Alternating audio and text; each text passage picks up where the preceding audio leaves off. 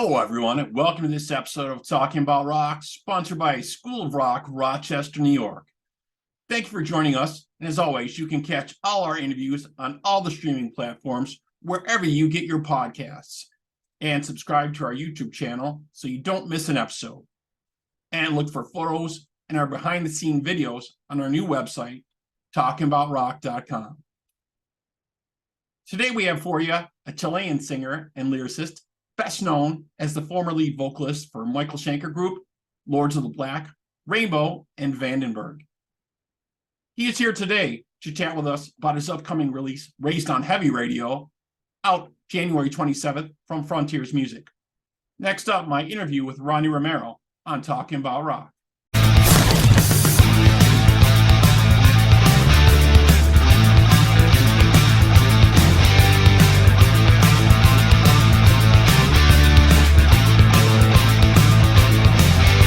Okay, let's welcome today's guest to the show, Ronnie Romero. Hello, Ronnie. How are you? Hello. Fine, thank you. Yeah, so I really like the tracks you selected to cover on this release. It really showcases your vocal abilities again for us. Yeah, thank you. I try my best. Yeah, so some standout tracks that I've been checking out, definitely Hallowed Be Thy Name from Iron Maiden. You got No More Tears on here from Ozzy, featuring Gus G, which was great.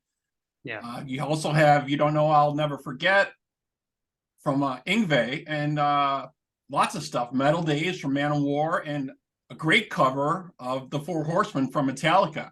Mm-hmm. Just some great tracks. How did you go about selecting these tracks for this? Well, it was pretty much the same that we did on the first record. I didn't want to go to the typical songs, and the people that know songs that are normally covered, or songs that the people would expect me to sing, right? Right. So since I'm a very big fan of all those bands, I really want to show something different. In many cases, deep cuts or songs that I think are a little underrated from the fans. So that's why we did a list, and it was like okay, this one. All the songs also are very related with my life. There's nothing nothing like I'm gonna do this just because. All the songs has an history, a story behind, related to my childhood, my teenaging, when I was in high school. Listening those songs with my father, with friends. So that was the way. And that's what makes great music, I think, right? Is all the emotions and the memories that are tied to so many of those great songs that, like you were saying, like we grew up with or we were influenced by. I think that's the way you can actually really pay tribute to those songs, because you need to have a link with that music, right? It's not just to play because it must be something. And I can tell you all those songs if we go song by song, I can tell you a story about every song, so it's that's for me, that's great. And that's the only way that I can do a covers album, right? To have the true emotion and memories behind it. Sure, that's great. Yeah, and your lineup consists of, you have Jose Rubio on guitars, Javier Garcia on bass, you got Andy C on drums, and Alessandro Del Vecchio on keyboards, who just worked on, I believe, the Robin McCulley solo album live, because we just talked to Robin the other day. You got some great players here for sure. Yeah, well, we did the first one with Alessandro also, and he was not only the keyboard player, but he was the producer of the album, and he was doing the mixing and mastering. So for me, it was pretty obvious to count on him again. He's a very multi-talented musician, so he can sing great, he can play keyboards really great, and he can produce music. So it was obvious to have him on board. And the rest of the guys are normally the guys that I have on my shows, on my records.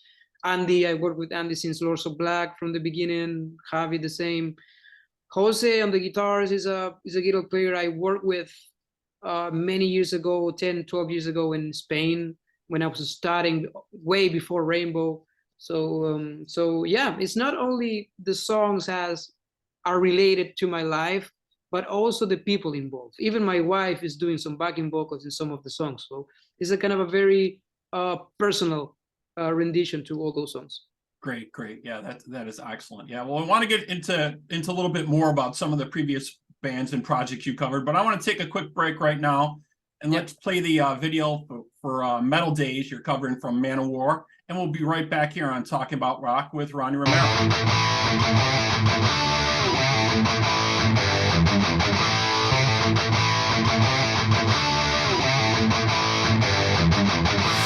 I hear the sound in a mental way.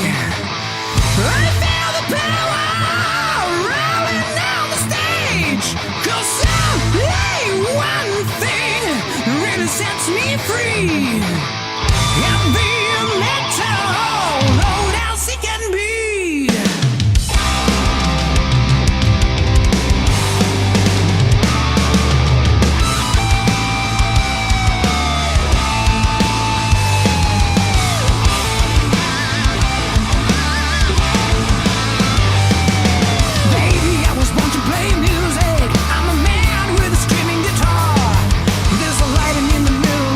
Stage in the mid of the winter.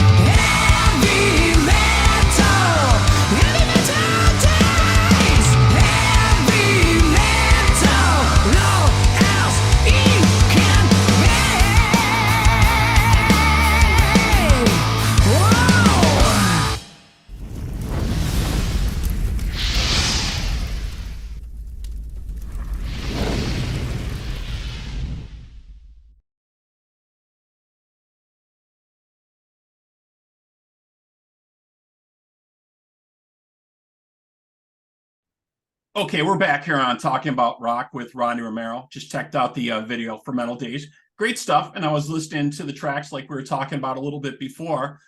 But you've been involved in quite a list of bands from the beginning. You know, Michael Schenker, Ritchie Blackmore's Rainbow, Lords of the Black, Vandenberg with Adrian Vandenberg. You know, so many others. You know, what really stood out to me early on in your career was in 2014 you joined guitarist Tony Hernando for Lords of the Black.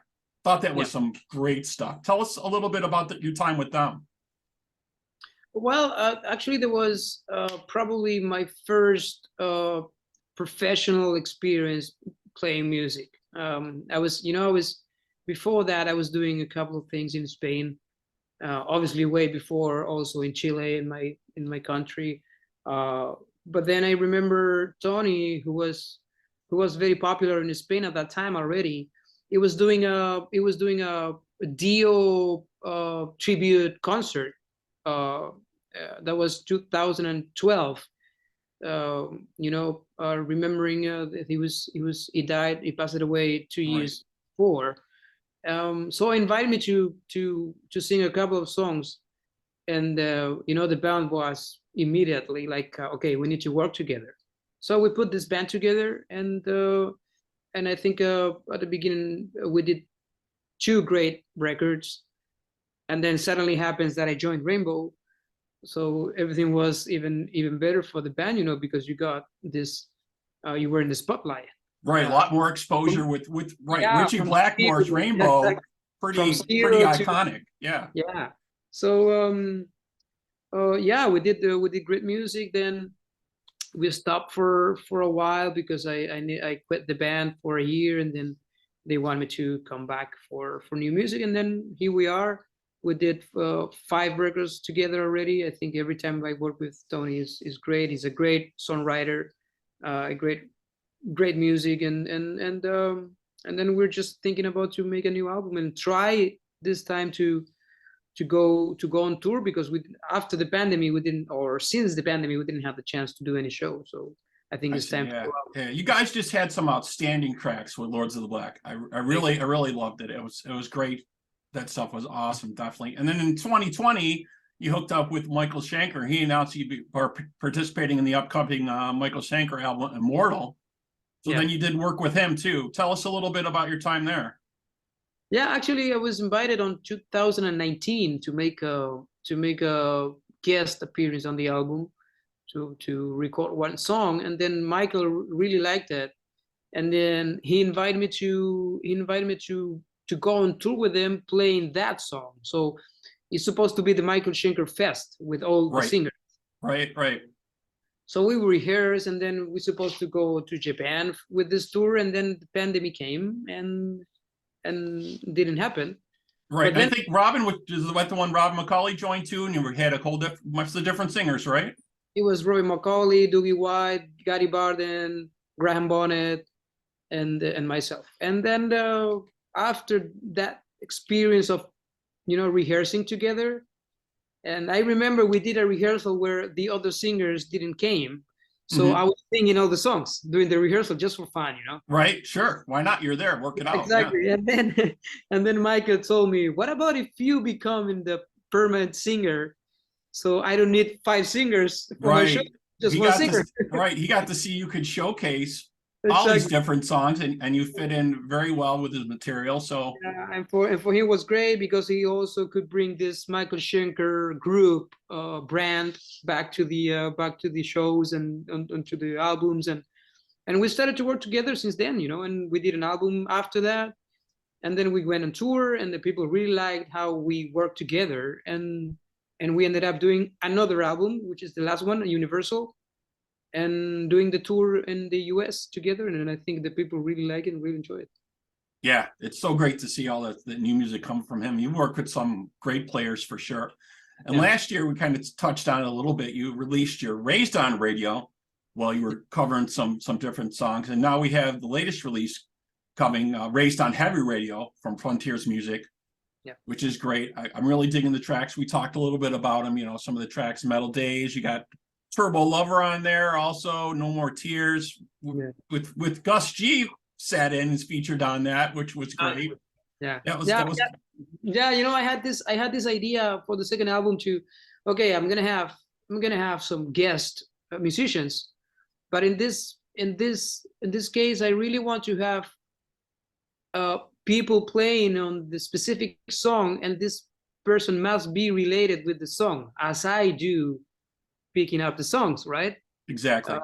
So what is better to have the guy who actually played the song before? Exactly. So that was the idea, you know, and everybody I talked with, they were like really up to do it. I talked to Gus, he's a good friend of mine, and I say, are you up to do this? And he was like, sure, I will do it right away. And then he sent me a video recording the song, and he showed me I'm using exactly the same gear I use with Ozzy Osbourne on the records and on the tours I did with them. So it was like this is the perfect. It's you know, it's fantastic, you know. Yeah. Because we're doing a cover with an original guitar player using the original gear he was using for this song. So it's like you know, That's a perfect fit. And that's a question I ask all the musicians usually. What type of gear do you use, or do you have a preference, or do you change it up? But that he brought back that same gear and that same sound to that song, which that's outstanding. And I don't think the guy gets enough credit myself. He kind of gets overshadowed by a lot of the other players that Ozzy's had over the years, you know. So I don't really think he gets his due a lot of the times. But yeah, just another great player, and that was so cool that you brought him for the song, and he was happy to do that for you. I really like the cover they have on there for it. So very cool stuff. And I was also hearing something else, that we might be looking for an upcoming solo album from you coming up, possibly, right? Yeah, actually, this is going to be the ice of the cake, because was the idea from the beginning. You know, the Frontiers record label, they were asking me to do a solo record some years ago. And I was like, I'm not sure to do it, you know, because I don't think it's the right moment to do a solo record. We're doing the album with Lords of Black. I'm touring with Michael Schenker, and yeah, it would overshadow that a little bit, right? Yeah. And for me, when a singer comes with the idea of a solo record, normally it's because he's tired of the other thing he's doing. Right. He's looking for something more interesting. Exactly. Maybe. Right. And for me, it was like, no, I'm pretty happy with all the things I'm doing, so I don't think I need to do a solo record. So that's why they came with this idea to make, in the meantime, to make covers album, just for fun, right, just to see how the people react, and to show my, you know, to show my roots about, you know, my musical taste and my musical influences. So the logical step after these two covers albums would be to make a solo record with original songs, and that was what we did. Yeah, I think that's the perfect fit for sure. And these both are great. These two covers you came out with, these two cover albums, you know, really showcases your abilities exactly, you know, for all these songs. And like you said, there's a lot of relationship to this music for you personally, for different things in your life. And that's amazing. And I'm so happy to hear about the news from Lords of the Black, new music. Really love that stuff. I can't wait to see some of that stuff. And you guys do that live. That'll be outstanding. I'm really looking forward to that, and I hope you keep in touch and let us know what's going on with the solo album. That will I mean, great. The album, the solo album is ready. I think I believe it's going to be released. It's going to be released at the beginning of fall this year, probably September, October. And it's great because it's going to be like the people are going to listen to this album with the original songs that I wrote with the guys, and they're going to understand the three albums together. Why this third album sounds like this is because of all this music he was playing before, and you know, he's related with him. So I think it's a kind of a trilogy of my story as a musician, and I think that's going to be great for the fans. Yeah, definitely a great progression. It sounds really cool. Well, we hope you'll come back and join us and chat with us about that. It's been so great talking with you today. Really excited about that. So folks, check out Raised on Heavy Radio from Ronnie Romero, out January 27th from Frontiers Music. Ronnie, again, thank you so much, man, for coming and chatting with us today. Thank you. And if you folks out there have comments or questions, you want to know more about us, please feel free to email us at talkingaboutrock@gmail.com. You can like us and follow us on all the social media platforms. And for this interview, it'll be posted on our YouTube channel, and the audio will be streaming on all the platforms. Ronnie, again, man, thanks so much. Have a great day. Thank you. Same to you. Bye.